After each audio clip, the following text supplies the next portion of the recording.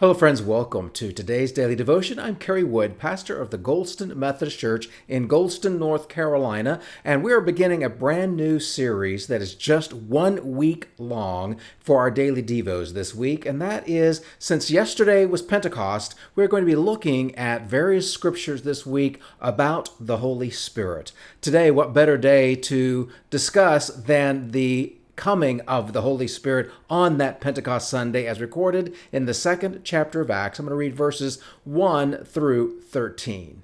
Hear now these words. When the day of Pentecost came, they were all together in one place. Suddenly a sound like the blowing of a violent wind came from heaven and filled the whole house where they were sitting. They saw what seemed to be tongues of fire that separated and came to rest on each of them. All of them were filled with the Holy Spirit and began to speak in other tongues as the Spirit enabled them. Now there were staying in Jerusalem God-fearing Jews from every nation under heaven.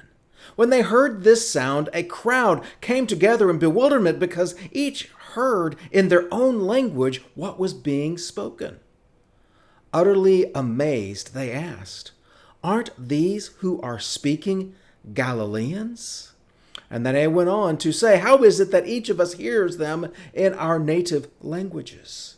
And these languages included Parthians, Medes, and Elamites, residents of Mesopotamia, Judea and Cappadocia, Pontus and Asia, Phrygia and Pamphylia, Egypt, and the parts of Libya near Cyrene, visitors from Rome, both Jews and converts to Judaism, Cretans and Arabs. We hear them declaring the wonders of God in our own tongues. Amazed and perplexed, they asked each other, "What does this mean?" Some, however, made fun of them and said, "They have had too much wine." What is amazing to me as I look at this story is that there is a breaking through from heaven into earth. Did you catch it?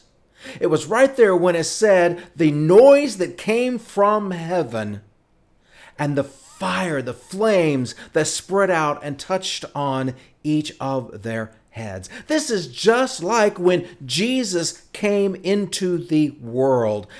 The divine came into the human.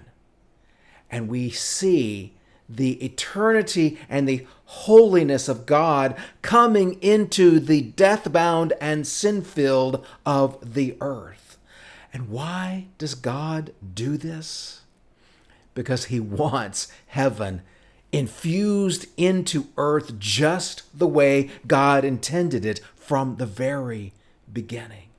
This story of the Holy Spirit coming down upon these people and filling them with the ability to speak in languages that they didn't know so that other people could hear the stories of Jesus in the languages that they did know is all about what God intends. He wants us to know him in who we are, in what we are. God is not out there to be some kind of a foreign imposition. God is coming into each one of us. This is what Paul describes as, don't you know you are the temple of the Holy Spirit? My friends, this week as we study what the Holy Spirit has done, let us focus on this. He comes in.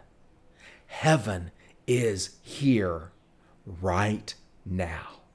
Thanks be to God, and I'll see you tomorrow for our next daily devotion.